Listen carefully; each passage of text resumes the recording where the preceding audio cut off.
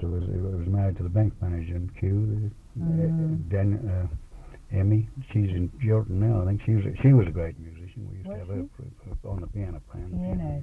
Yes, there needs to be more pianos. I suppose being on the railway line, you get pianos up. You couldn't have them so easy up in the stations, could you? Oh yes, they get them up to there. They get them out on board. On these cattle trains, you know. Yes, now. I'm just thinking in the early days, they were more in the way of portable instruments, Yes, portable thing. I, as a young fellow here, I only wished I'd have kept it up too. I started to learn the cornet, and I could play Home Sweet Home and God Save the King, and then I give it away, and I often wish now that I could get in with the band and be able to play the cornet. I reckon there's nothing. Oh, it'd be good, you know, but...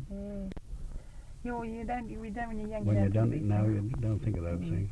I see, now his sister could play the piano, and then... His sister, Paddy. His sister, Paddy, yes, that's right. And then he went out on the stations as a young fella. And you tell me you used to ride with him when you were young. Where was that? Well, we used to ride... In fact, he rode for me a few times, then we clashed at Landor and at Kew here, right against one another. He 40 years ago it was since we were there, like in 1927, and he rode a winner out at Landor the last meeting. And he rode winners at Landor when he was young. Yes, at 1927. 1927. Okay, and was this when you were riding your own horse, was it? Yes, on other people's horses too. You see. They pay you for it, do they? Yes. You wasn't supposed to get paid. Amateur's not supposed to get paid. It's like everything else under that. Yes, it's a sort of a present.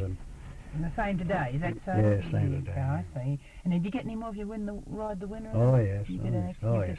Extra, yes. Oh, they always did. I mean, they're not hard, them blokes. They'd finger you tenor quick and lively. Well, another thing you were asking me, too, yesterday was what it'd take to put a droving plant together. Well, it was 700 or 800 quid altogether. Well, see, you'd average horses. I had 40 horses. They average horse about 8 to 10 pounds. And then the 6 saddles, they were at a tenner each. You see, they were dearer now. And then there's hobbles and bells and your cooking utensils and and the cart and everything. 700. That's a lot of money in those days. Oh, it was, yes. And you'd have to do a bit by bit, perhaps, would you? Or would you have to get all at once? Oh, well, that's what I say. I started off with 80. I had a few borrowed horses for start, but I kept buying them every trip, a few, you see. Yes, I get you. Yes. Well, it's harder. Although in some ways, it seems to me it was easier for a man to get into business on his own in those days. Oh, it was, yes. These days, it's big capital needed. Yes, big capital. You were saying you could have got out onto a station if you'd sort of played your cards like that. Yes, well, you see, and then after I'd give up droving and the wife and I went, she was cooking and I was overseer in a couple of places, and I tried to get a manager job, but they, as I say, they didn't want the practical man because you'd tell them where to go, but I went out overseeing, but they were getting too light on the food. Little bit extras you wanted for the biscuit or milk, like Nestle's milk or something like that for the child. You'd have to pay for it yourself and all that sort of thing. So I said, oh, well, if that's the case, I came in and I started on the road board in here then. And we've been living in town ever since till about 10 years ago when I broke up, because they put me in the invalid pension. We've been living on that since. Oh, I see. Well, it's only this last 2 years that I've gone down property with this. I could get about and then I was cleaning up the streets here and that of a Sunday morning, and getting just a few bob and petrol for this old bomb there that I had there, and I used to clean the streets up from it. Okay. And we last year we were a bit lucky, 2 shilling sweepy on the Caulfield Cup. That's 20 cents, you see. And the kids, we call them Nulla's kids, we put them down at it. Might have spent $1 altogether in tickets. And they drew the first horse, and $250. That's how we come to get this car. Lovely. That's how the wife said, well, we put it in the car so we can.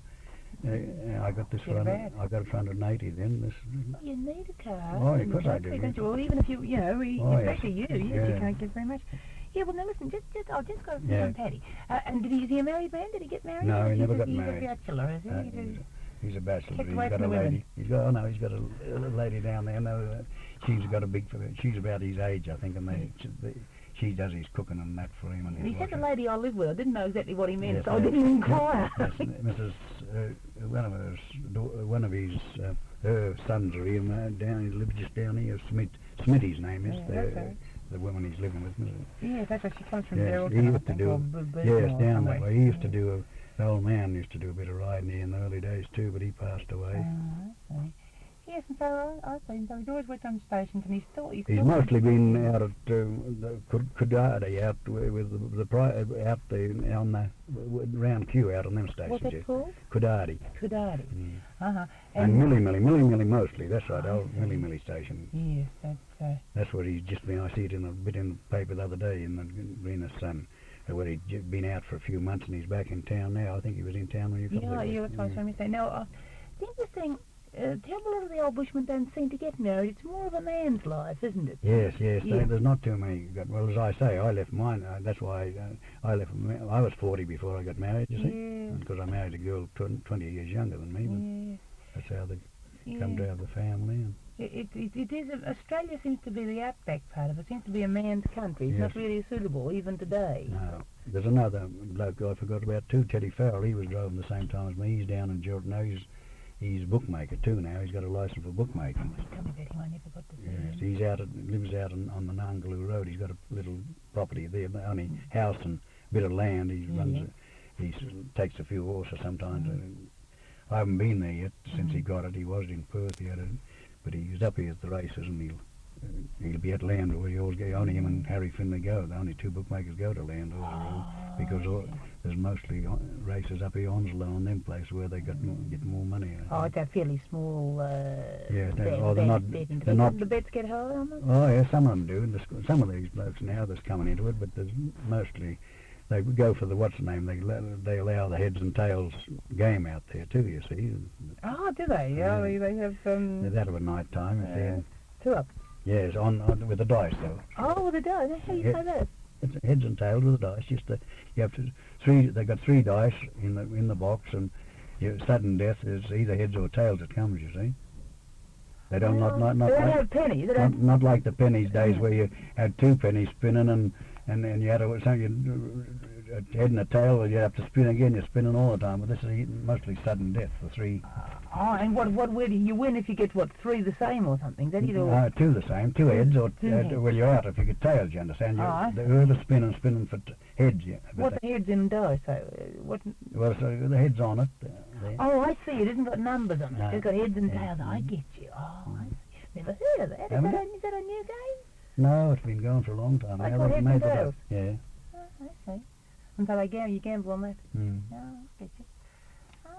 Of course, they got to watch them too. They like everything else. Some of them have a loaded dice, so they'll turn up heads all the time. No, I've never heard of that one. That's new. I thought they always played it with the. Yes, they had it, but you can play this at night on an electric light. Where you could with pennies, you couldn't. You've got to be possibly, especially in this country when they're walking about a bit, it gets very dusty and dirty. They got a blanket set out, and the women and all go and have a go at the dice. Spin for $10 or $20, whatever you want. The ring keeper will get you set, and he said, "All right, I'm setting in the centre now. Any you fellas want their side bets there? Go on with it." And they're betting themselves. Then one bloke wants to bet tails, another one like heads. You see. Oh, I see. And like the money from the land of races to go to keep it going next year. Yes, keep it going. Yeah, okay. Oh, sounds a great thing. It's got for repairs and one thing and another. You see, and of course they charge. Two guineas, I think, or something. I forget what the membership. They're all members of the club. You see. Look, is driving a dangerous sort of an occupation? Oh well, it's not. No, it's not dangerous. Only that if you've got Russian bullocks, it is. I had one mob of Russian bullocks, and those telegraph poles, the iron ones that are on the road. They bent 2 of them one night, us blocking them, and they're ringing. They bent them like a horseshoe. Well, the metal ones? Yeah, those metal ones. See, just milling around them? Well, yes, it hit them, Of course, the 500 head of cattle's a lot when they're frightened and that, and you've got them on the camp where they don't go, you see, but that's the only trouble is they finish up with broken horns, and then you've got to cut that one out and let him go or something, because on account of the blood they wake up in the night and smell the blood, and they'll and off and you start again, you see. But it's only for horse falling, or there's very few accidents.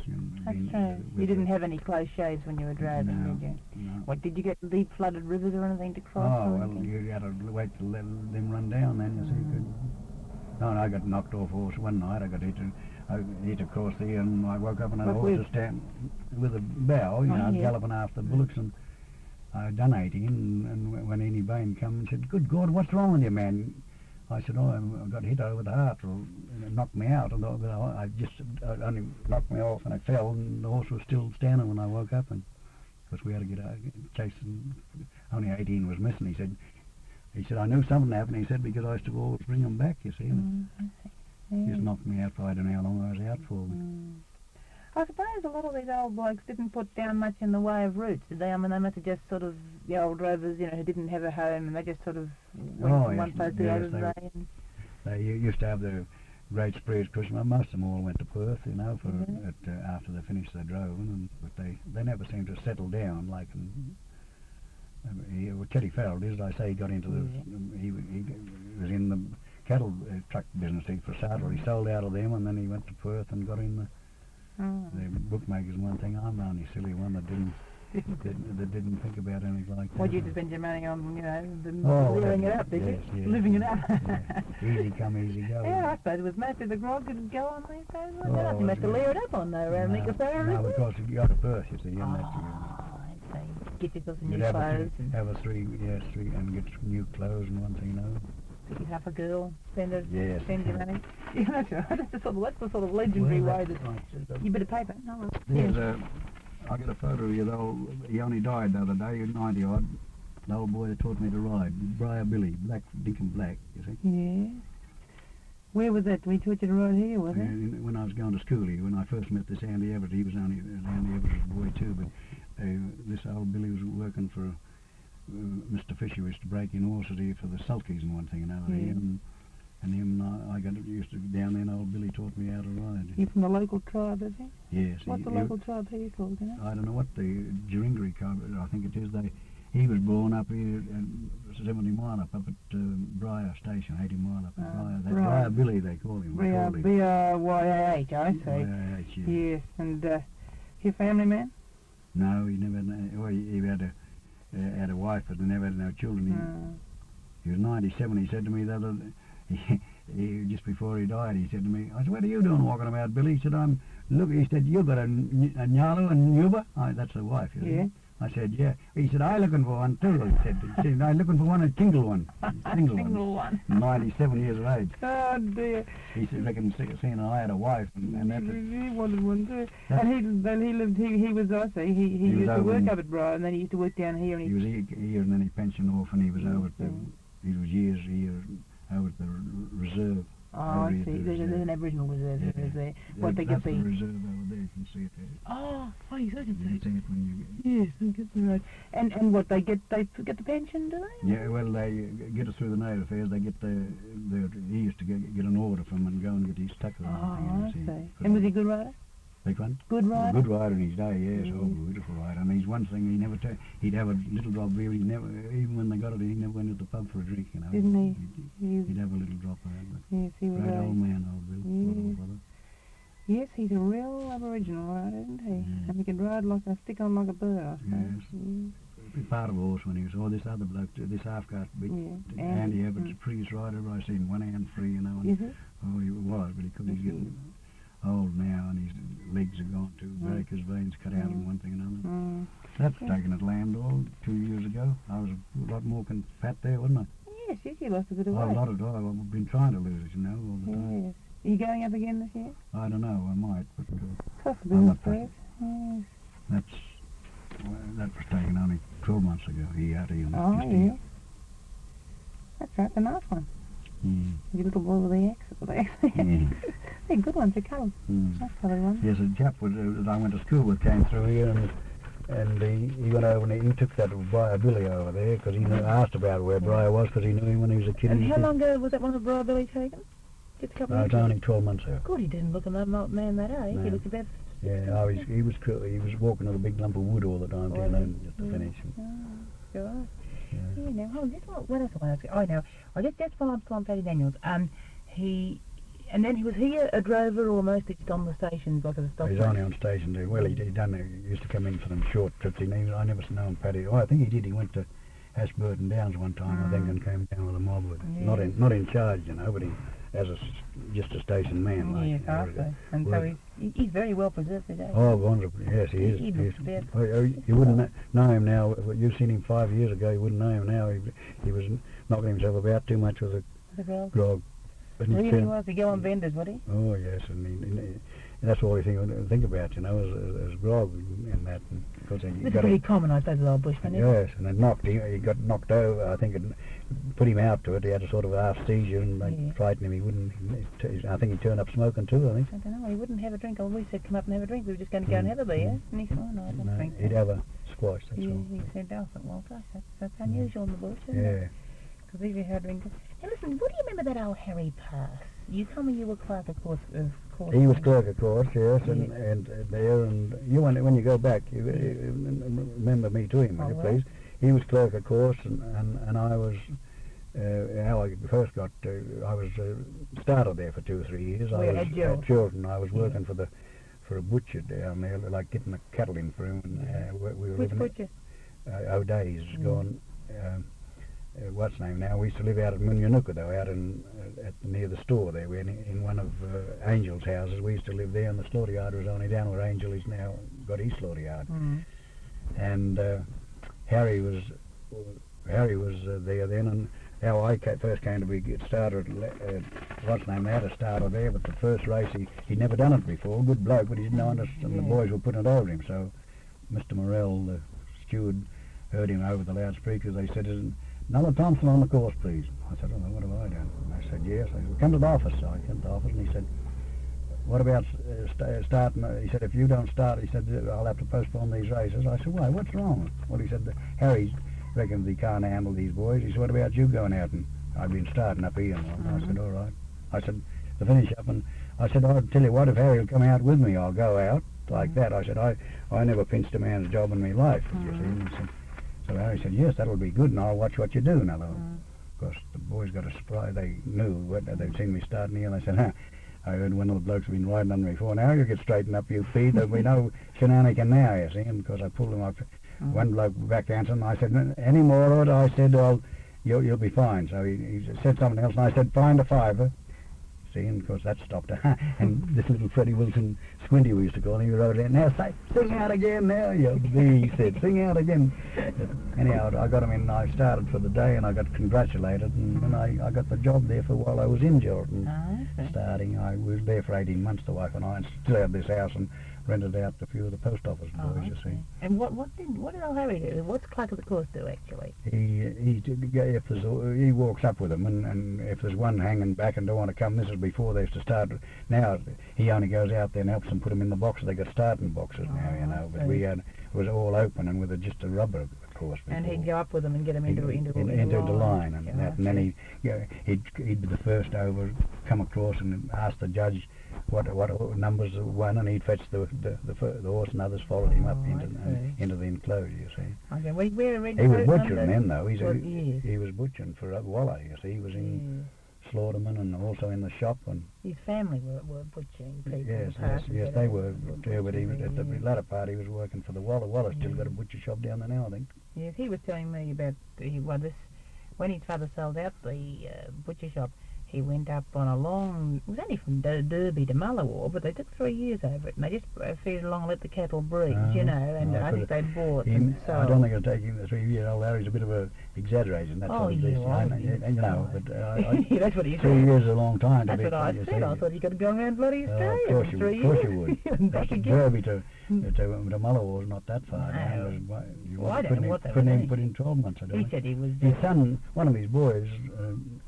Ronnie, he's up managing, he was managing Milton, he's over for the same people now, over for Baines there. I suppose that's the only way that you get in on a job, like you get on the land these days. If you've got no money, you can get a job managing, can you? Well, you can get a job, some sort of doing something on a station as a rule. They're all looking from now, you know, but as I say, the white boys only just start to come right, and they, on account of the big money in town, they've had a go at it, and it's not what they expected, and they pull out and go for the big money, you see, that's the trouble. Oh, even managing isn't that well paid, is it? No, it's not, no, that's what I say. It should be well paid. Yes, it should be, but it's not. Responsible, because it's still up to you whether the station makes a profit or not. It's the only thing about being a manager, you get your keep, and that's one thing for you. Yeah.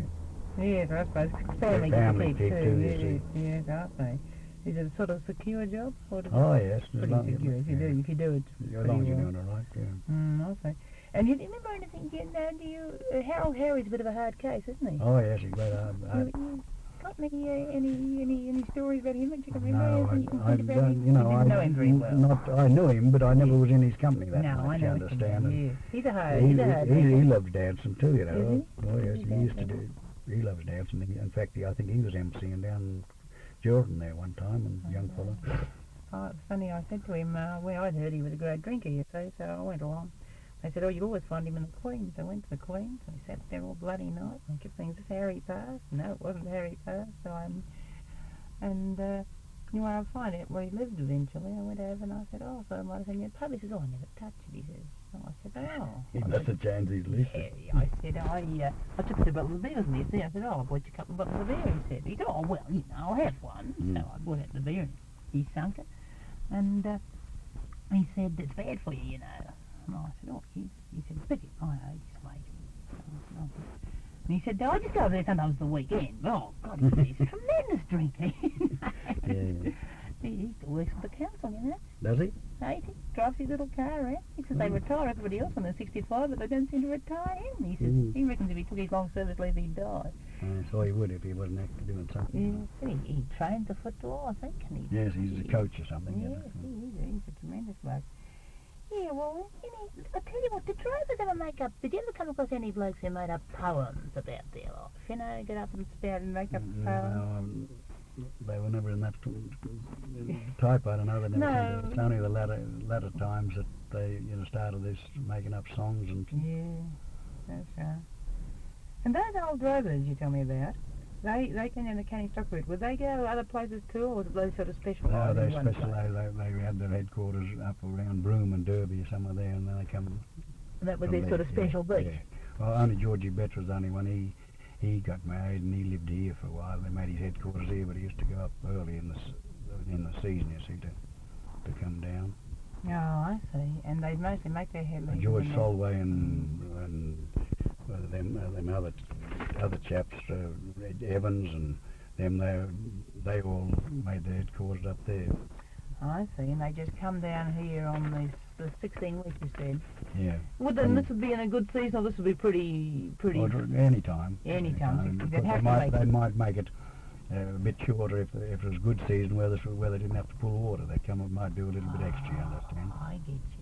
And would they lose many beasts coming down there? No, the only thing they used to get was sore-footedness, but they'd cue them then, they put cut a whole horseshoe in half and cue where they get kicking, but when they get sore-footed and it's generally in the back legs, and they put it down, instead of putting it down and walking like that, they pull it back, and because it naturally tears all the way, and they had to throw them on the flat and then put a cue on, they call it.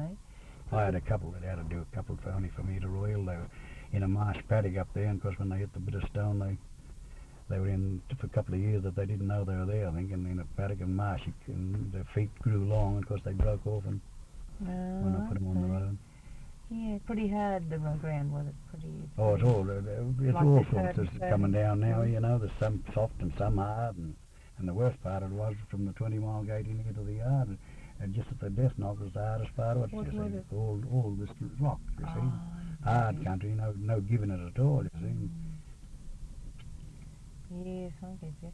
Yeah, and did you, if you lost any, I mean, what happened? Did you have to sort of account for Well, that's why I got paid for what I delivered, you understand? Ah. I took a contract, £1 a head I was getting from Royal, and pay on delivery, whatever I delivered I got paid for. Oh, so if it was a bad time, well, you lost out. Yeah, well, only time I did lose out was I told you that I'd done half of them up at Mundawindi, but I went back and got another mob, and he paid me for that half. That helped me along to pay that wage, and then I got a good trip down then after. I was always delivered a couple over, and the old boss said to me a couple of times, how did you come to do that? Oh, well, I said I wasn't eating so many, so I got to put me killers in too, you see, but what I used to do happened, we'd be running through and overseeing I count, and they'd say, what did you make that, 98? And I'd say, no, not 100. Yeah. Or no, behind, that's right. So 96. 96. All right, let us go at that, but I every now and again, I'd be skinhead what they'd put on them. What they had written down. What they written down, you see. They used to say to me then, "Will you satisfied with the mob? You got your 500 or 540 or whatever it may be?" And I said, "Yes." "Well, go on. Hop in and cut yourself out to half a dozen killers now." I go in and cut myself out. Yeah, I know what to cut out. Anything dirty coloured heifer or a steer. I never killed anything big. Big, you know.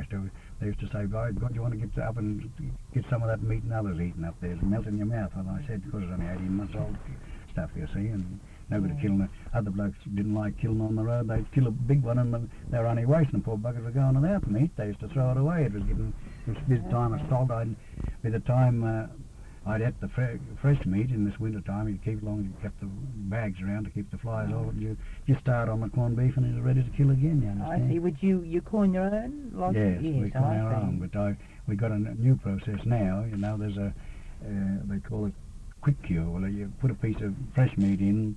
We do at home now, instead of getting it from the butcher. A bit of fresh meat in the saucepan, put this couple of spoonfuls of this quick cure in, and it comes out beautiful. Right, like corned beef. Corned beef. And would it keep it? It yes, it preserves it too. Yes, yeah. Quick cure. It's worth knowing, and it's very cheaper than buying corned beef. Yeah, well, I mean, you dry salt it and it gets as dry really, and you've got to soak it and all that to bring it right. And if you get it from me, the butcher's cost to charge you more for the stuff in it. But it's a white powder stuff, quick cure they call it. You just put a couple of spoonfuls in, a little bit of and a spoonful of salt with it. And how long does that last? How long do you have to soak it for? You don't soak it all. You Put straight into the saucepan and cook it. And while it's cooking, it's curing. You understand? Oh, I get you. It's beautiful too. That's interesting. And I suppose the Canny Stockley is one of the sort of loneliest and longest routes. Well, there's no hardly station on it. I don't think. I've never been on it myself, but I don't think it. Especially once they got down as far as Warragon or somewhere there, and they had nothing then. It's only just desert.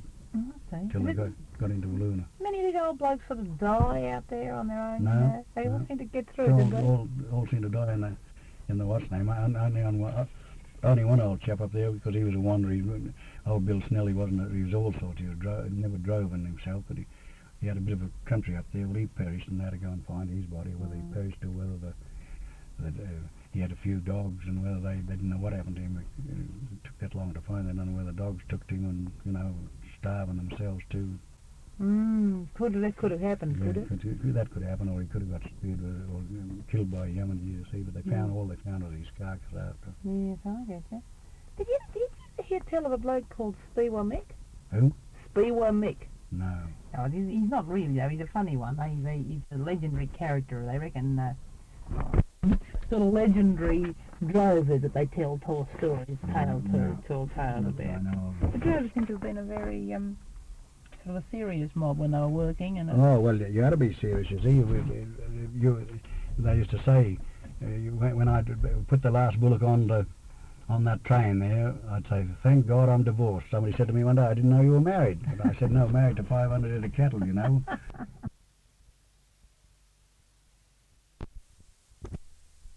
If you lost them, well, you couldn't pay your men and everything else, you see. Okay. It didn't make that much difference to you.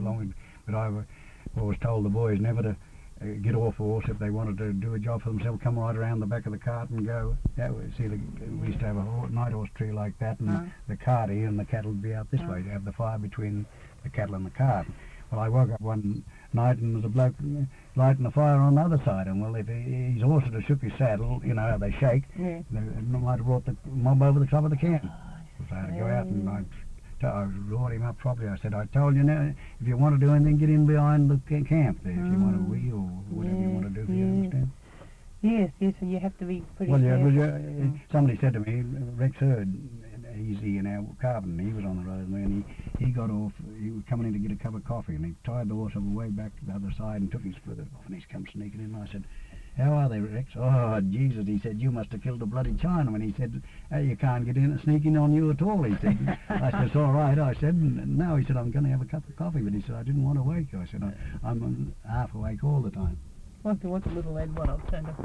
Yeah. It'd be common would have for drovers. Now these blokes, I'm sorry, that again. These blokes who you spoke of, who are on the canning stock group, they were all boss drovers, were they? Yeah, they were the boss ones. And they would have mostly coloured boys, would they? Well, no, they used to get sometimes they had a white cook, you know. If they could, they get men, they'd take white, you understand. But they were a bit hard to get, and especially the ones you got, well, they didn't know much about stocking, and you had to do your 2 hours watch of a night time, you know, and it all depends what the night, if you got 6 men or whatever you got, and if you could single them, well, you'd do so many hours.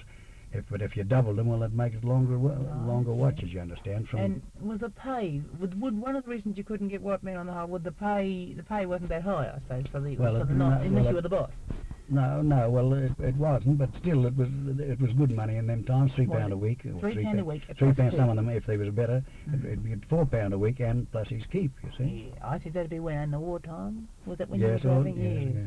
What did you do before you went on to Roy Hill? Before your men powered onto Roy Hill, were you driving somewhere else? Yes, I was driving from Mount Augusta, but not with my own plant. You understand? I was in charge for Innie Bain. He had a station plant, and he used to do a bit of. He was just starting out here at Woodlands. He was a return man, and he was just starting. And because to help him on a bit, he had plenty of horse and gear, and he got the Mount Augusta cattle. And because he asked Mr. Potts would he let me take charge, and Potts said certainly. So that's how I kicked off, bringing cattle in from there, and then I went up to. After that, I went up to Ashburton, breaking in horse, and I brought down the first mob. I brought down from there 80 head with me and a black boy. Only 86, you see, but we used to let go every night. I come down, another chap was coming down with sheep, and we used his cook and horse tailer to look after my horses, and we used to take them on ahead of us and let them go, lay them up, and then ride back, and then pick them up in the morning, you see. And I took them all the way from Cooline up there down into Nanny and Stockyard. I suppose with the changing over to road trains and that, a terrible lot of employment would have gone. I mean, there's not so many horse. Well, there was a lot of employment concerned with horses, wasn't there? Yes, horse breaking, blacksmithing, and that sort of thing. And I suppose this would be where a lot of the native people would feel, because they were good with horses and that, and they would have lost their employment. Only thing they do, and they see they haven't got they don't cut out now. They don't. We used to bring in, and I used to cut the tops out here up in the yard, or I'd cut them out on the flat with a good camp horse. Well, what's that mean, cut the tops? The best, I see, and he'd sell them perhaps to the butcher in here, or send them to a different place down below. You see, cut the best of them.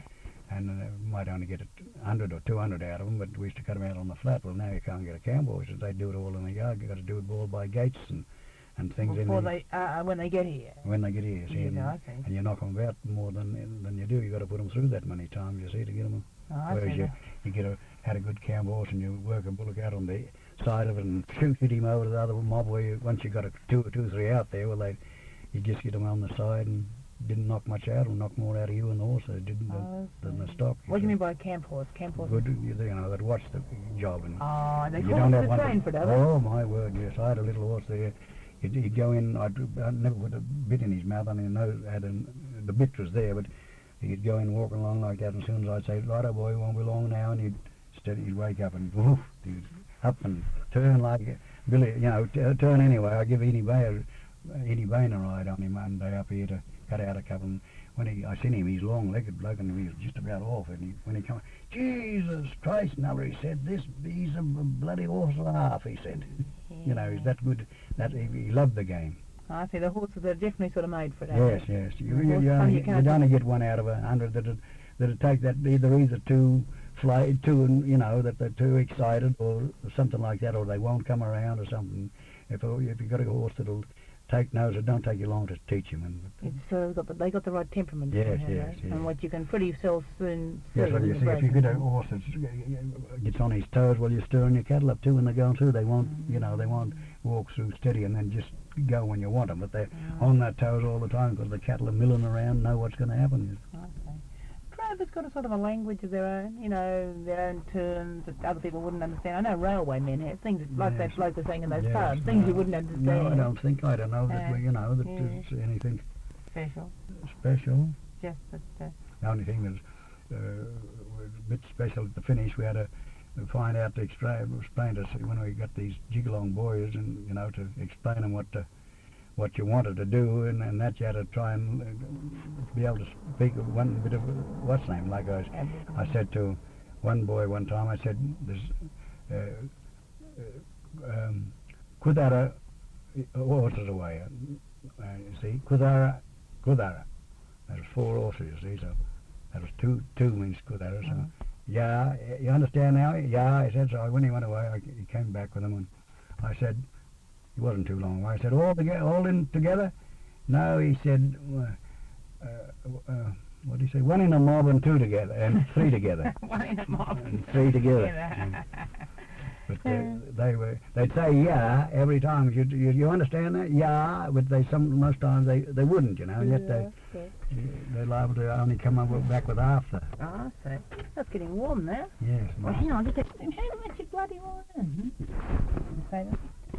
Yeah. Well, now, what any other sort of things you thought might be interesting? What you got in your bit of paper? Well, just let me see what I told you all about the boy. I told you about him reading and writing. And about the bloke with his bread and sausages over his satellite in Dowling. And about the hot coffee and the boys' ear. The hot coffee? Boys' ear when I Vincent's like a Port Hedland. Yes, he used to be with you. He was with me, and when he for a couple of years he was with me, 2 or 3 years, and then they were short of drovers up here at Ethel Creek, and he said if he had a few bob, and if he put a plant together, would they give him a try? So they said, come and ask me what sort of a man he was, and I said he took charge of mine a couple of times when I was crook come in here, and I split my sheep up out here and took half to Walloon, and he brought the other half in here. So he finished up. He got a few trips from up there, and then he got out of it. It's like the rest of it. He got out of it on account of the trucks, I think, and I don't know what he's doing up there now. He lives in Port Hedland. I've often still hear about him, but I've never, you know. Yeah, so really droving's had it, has it, as an occupation? Oh, definitely had it. Does anyone ever drove anymore? No. Not only on the Northern Territory. I think they're still doing a bit up there into the meatworks and that. That's right. I read that about last year or the year before, there'd been a big cattle sale at the Alice, and somebody drove someone drove a huge mob. Yes, I did say that someone up there, but I mean they're not regular. No, not regular. There's not even now. If the squatters here, they've only got a few. When they used to bring them into like only 60 mile out or something like that, and they used to fetch them in by foot. They got a truck of their own or something like that, and bring them in, do 2 trips, and bring them all in the day. You see, they do. I suppose time's important. Yes, time. And of course they don't. They do lob as they're out of the yard and into the yard here and straight on the train. They feed them a bit of hay here, and of course they don't lose no condition at all. No. Although mine, there used to be odd few that would go to pieces, but otherwise they were all used to say, by God, you wouldn't think it was a drought to see these cattle, you know, because I found out that the great business was to keep the water up to them. As long as you kept the water up to them, that they'd ever go and pick anything then, you see.